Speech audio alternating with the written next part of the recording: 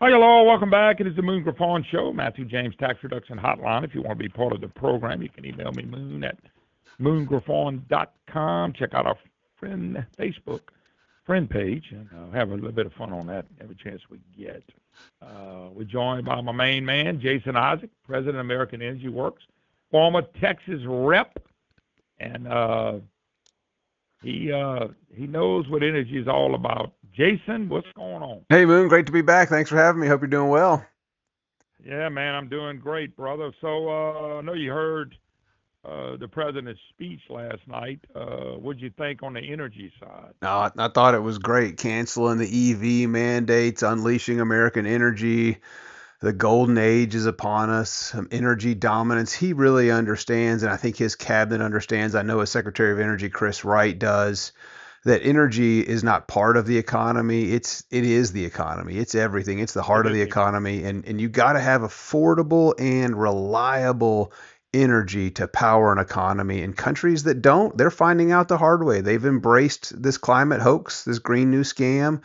Countries like Germany, the United Kingdom, California, which I kind of wish it was a country and not part of the United States because it's anchoring us right now.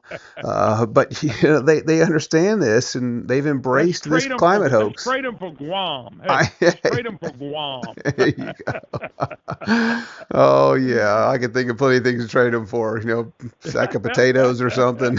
How about Greenland? We trade them for Greenland. There How you about that? go. There you go. I'll be good with that. Greenland actually understands the importance of affordable and reliable energy, and they've got a lot of minerals. And the president's right; he's going to make people in Greenland very, very wealthy and prosperous. It's could be fantastic for that country. Yeah, I hope it is. Jason, when you look at last night, the EV mandate is gone. Uh, he said he never wants to build another windmill during his term, which I love to hear. That's a waste of money and time too. But the one that bothers me is probably the worst one of all. And my friends in the oil and gas industry, and you represent a lot of people. They want to hold on to carbon capture and tax credits for really 100% of waste of energy and money. I got a letter here to the editor. I didn't get to it today. I was going to get to it, but I'm not going to read it to you. But it's a letter from Tommy Fauci. I know Tommy. Tommy's been on this program with president of Louisiana Mid-Continental Oil and Gas Association.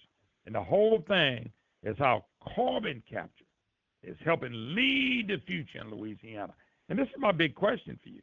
If we had nothing to do with carbon capture, we would still be leading with less money going to stupid things. Am I wrong by saying that? No, you're spot on and absolutely right about that. I've listened to testimony before legislators and members of Congress this week in other states just talking about all the investments in wind, solar, batteries, and carbon capture, and how much money carbon capture and building the pipelines, how many jobs it could create.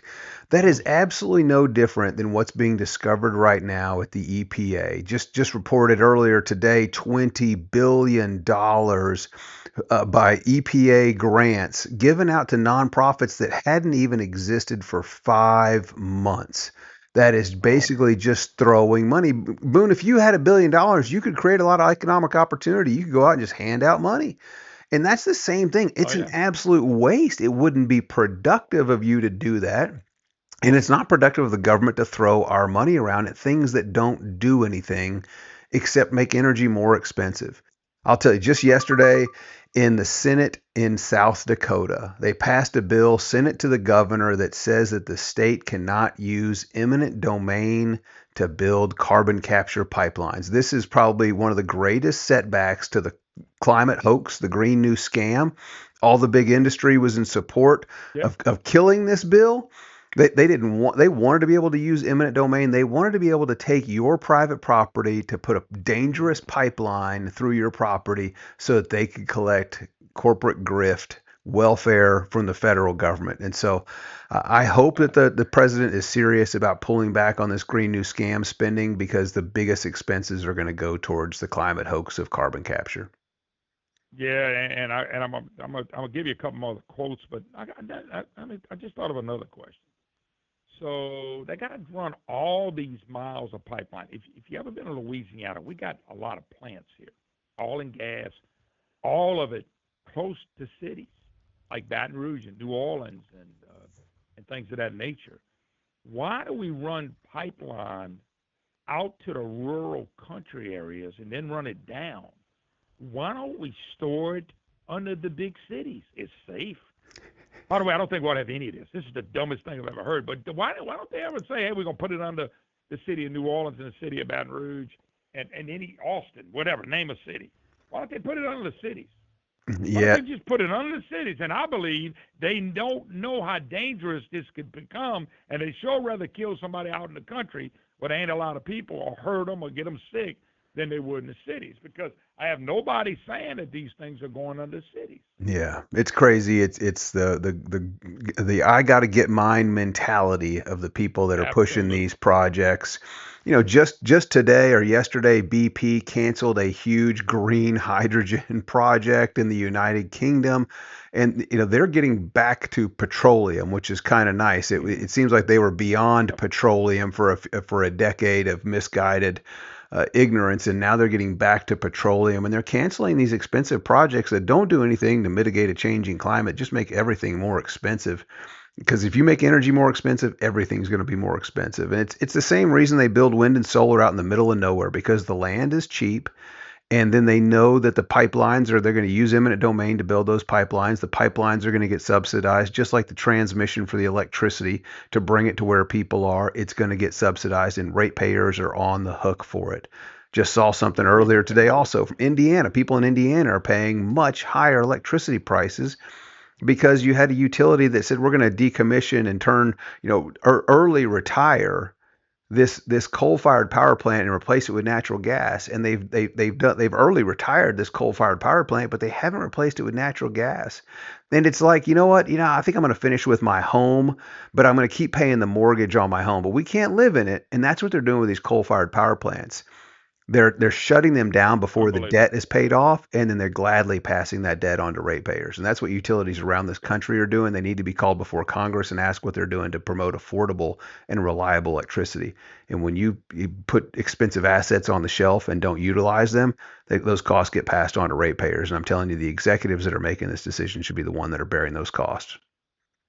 And it's a shame because I ain't heard yet where it's lowered the price for anybody. Matter of fact, I hear the reason they want carbon capture, like in oil and gas, is because the price of gas has been coming down, and I guess they thinking the profits are gonna go down. So let's make it up on the taxpayers like Jason Isaac and Moon Griffon. That's right. That's what I think they're doing. Yep, you're You spot on. They're trying to compete. They're trying to, I guess, comply with Biden's environmental mandates, which are getting overturned as we speak. Yep. And there's not a Biden administration anymore. There is a Trump administration that has energy dominance, who's declared an energy emergency. You don't add regulations and costs during an energy emergency. You get rid of them. The EPA is talking about overturning the endangerment finding. This could be the greatest victory for people like you and me that support affordable and reliable energy and know the importance of it, because every single climate policy at the federal level is rooted in the endangerment finding, which basically says that you and I are a danger to the environment and to human health, because you and I exhale CO2, we perspire. Those are greenhouse gases escaping from our skin, in the form of water. It's just absolutely absurd. But that's what they're saying, that greenhouse gases are a danger to human health and the environment. And just couldn't be further from the truth. It's a lie. The EPA did it without congressional approval in 2009. They just started making rules. And now here we are, 2025, and finally the EPA is saying, we're going to get rid of this junk science. We're going to get back to things that actually improve human health and the environment, which we're world leaders in, by the way. Yeah, I'm gonna take a break and come back. The letter to the editor by Mr. Foch say carbon capture key to Louisiana energy future. Carbon capture. So we couldn't do it without carbon capture. You can't expand energy without carbon capture. And by the way, this is absolutely the dumbest thing I've ever heard. Anyway, just a few quotes to get you going a little bit, because I know it won't take much. Anyway, Jason Isaac, president of American Energy Works. We'll take a break. Be right back.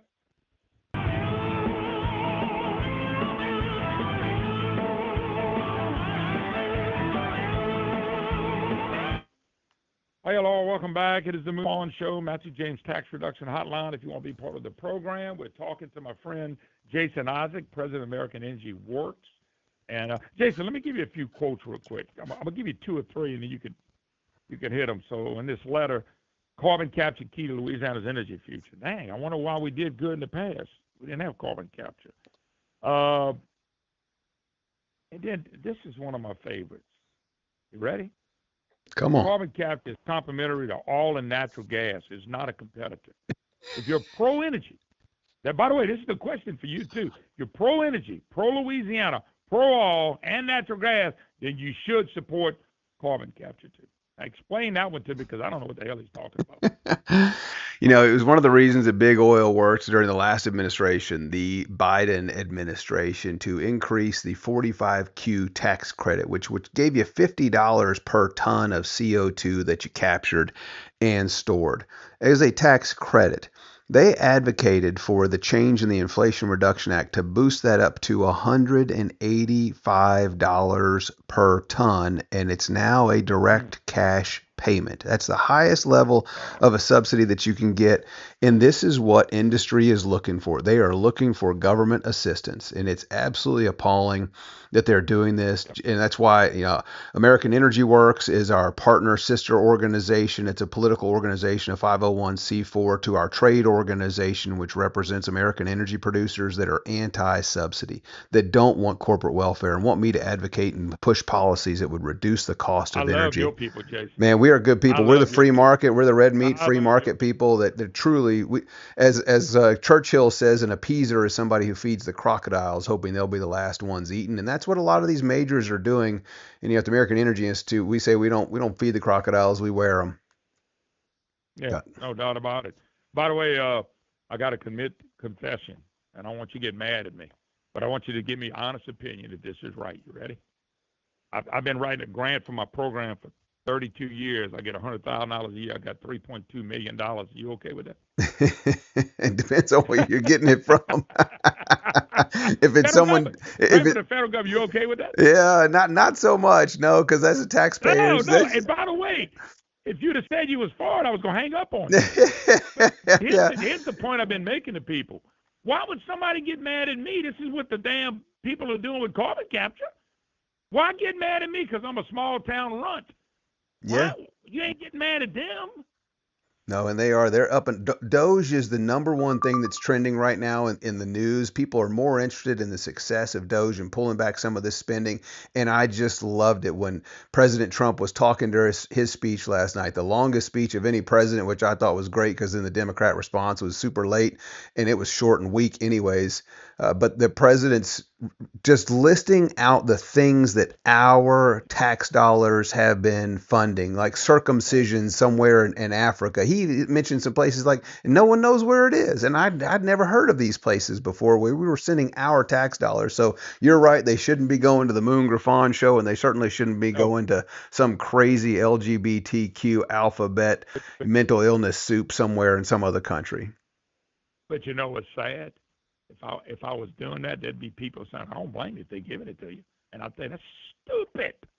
Oh, there are people that hire people to go out there and get these grants. 32 years. Can you imagine if that was real? You would probably hang up and say, I ain't doing that cat no more. Yeah. No, it's one of the, in our organization doesn't take any tax dollars from any entity, state or federal or local. We're based solely on companies that join our organization and individual donors that support our work. Where I worked before this at the Texas Public Policy Foundation was the same way. You know, some of these states want to do studies on certain things, and we were glad to do the studies, but we wouldn't take a dime to do it. And they were looking to hire people to do some of these studies, and it just, nope, we can't do that because we're not taking any tax dollars, because we're advocating for policies that would actually reduce tax burdens, and you don't hand out tax dollars and reduce tax burdens at the same time. Y'all are right. By the way, the last thing I'll read to, by embracing energy innovation like CCS in Louisiana, the industry can continue to deliver on the promise to expand American-made energy. What does carbon capture have anything to do with expanded energy?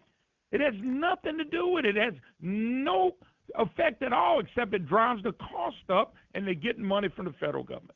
How Yeah, can somebody make a comment like that? because they want to spend billions of dollars building pipelines to transport something that has absolutely no value, that doesn't do anything. I'd rather they build pipelines and transport gas and natural gas liquids and oil, things that we can actually use in our daily lives rather than building them to move a product that's necessary for life on Earth, carbon dioxide. It's just absolutely absurd, but they do, and that's where they're coming with the numbers. Oh, if we push this, then we can build miles of pipelines. There's already 5,000 miles of pipelines in the U.S. moving CO2. Well, and then you have an accident like they had in Mississippi years ago where that pipeline ruptures, and all of a sudden people start getting dizzy because CO2 sucks the oxygen out of the air at really high concentrations. And that's what happened. There was a lake in Africa in the 80s where hundreds of people died because there was CO2 naturally stored under this lake. Had a small tremor, earthquake. That CO2 got out, dropped down into a valley. It was heavy, dropped down into a valley and killed hundreds of people. They just suffocate. It's used as a fire training tool to put out fires. I saw this fire training video where they're throwing canisters of CO2 into the fire. They explode and just suck all the oxygen out of the fire and the fire goes out. It's absolutely amazing, but it is no use in heavy concentrations to Americans and certainly no use to industry. By the way, the media here, the devil's advocate. I'm gonna read a headline. You're gonna get a kick out of what I'm battling over here. You ready? Could Louisiana's carbon capture gold rush be doing?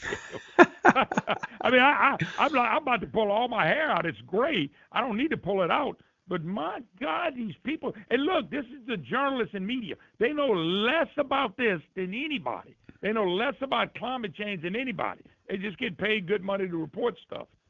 Gold rush. That's what they call it. Gold rush.